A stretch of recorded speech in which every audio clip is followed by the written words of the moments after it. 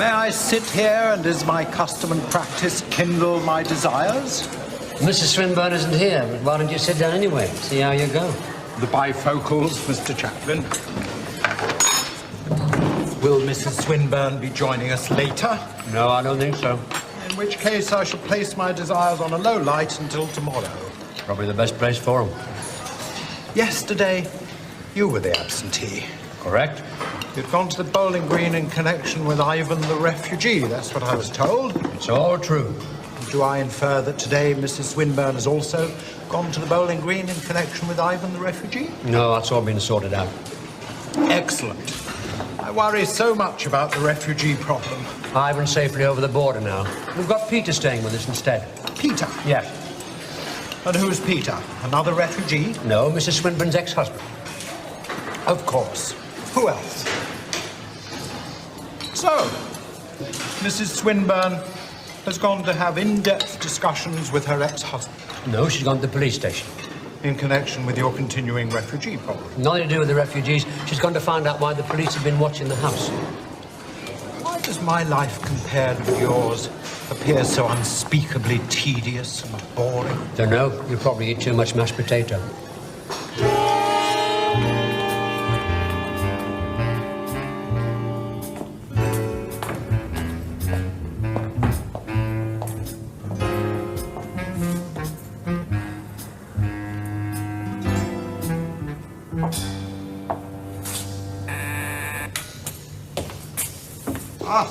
Mrs. Swinburne, how are you this bright new day? I am here. I would rather not be here. I would rather be at school, such as it is.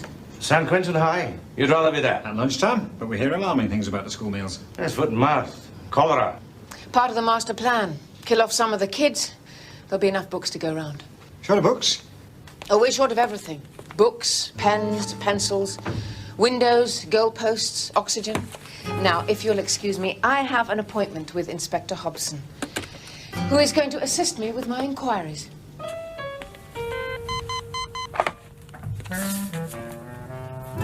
do you go through, madam?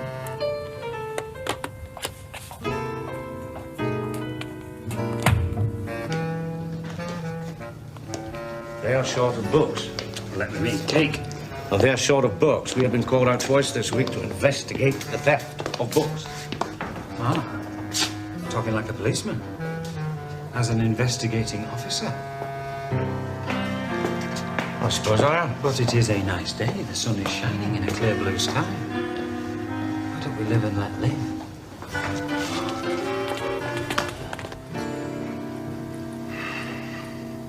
You seem to have done rather well for yourself. One can't complain. PhD, promotion, nice big office. Your own computer terminal. We can only combat the crime wave by using modern technology at its most sophisticated. Like posting a couple of dummies outside my house for a whole day. You see them as dummies? Yes. I can't decide whether they're very bright people pretending to be stupid, very stupid people pretending to be bright. Have you considered Bone Idol? Thank you, Mrs. Swinburne. Bone Idol. So why were these two stupid, bright, Bone Idol policemen watching my house? I've known you a long time, Mrs. Swinburne, so I'll tell you the truth. If you'd only known me a short time, would you tell me lies? Well, that isn't what I mean. I teach English, Inspector Hobson. I believe in using the language with accuracy and precision. Naturally. We were given information about your house. Anonymous information? There was a degree of anonymity.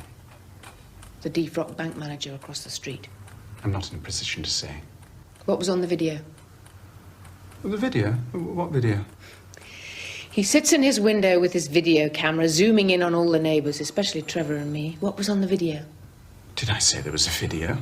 I've known you a long time, Mrs. Swinburne, so I'll tell you the truth. Yes, there was a video. And what was on it?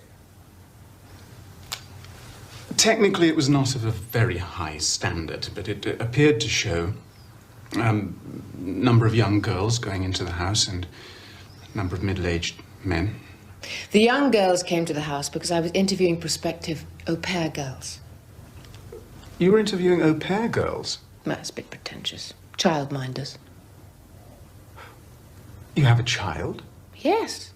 The generation yet unborn has been born. The Swinburne Chaplin line will continue. My congratulations. Thank you. I'm sure you'll make wonderful parents. What did you think was going on?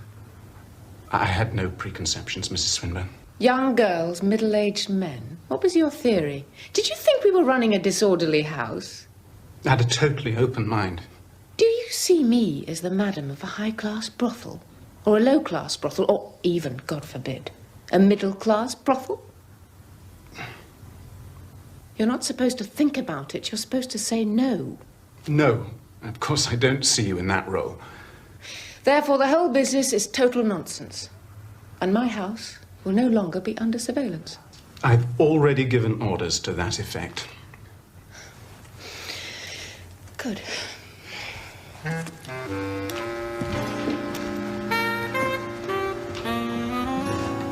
It isn't easy sitting behind that desk, Mrs. Swinburne. Well, you should try sitting behind mine. You've got a computer. I haven't even got a PowerPoint. I have an impeccable career record, an academic record. I have confidential information of all kinds at my fingertips. I have men and women at my command who will obey my orders without question. I have legal status and the backing of the judiciary. And yet... You are unfulfilled? One thing still defeats me, Mrs. Swinburne. I hope you feel able to confess it, Inspector. The dark, impenetrable, tantalizing mystery. The psychology of Yorkshire.